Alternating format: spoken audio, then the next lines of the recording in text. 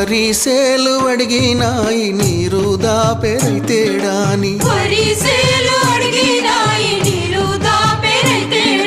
పత్తి సేలు అడిగినాయి నెత్తురు జల్లెరైతేడాని అవి పట్టుకొని ఏడుస్తున్నాయో తుల్లి తుల్లి ఏడుస్తున్నాయో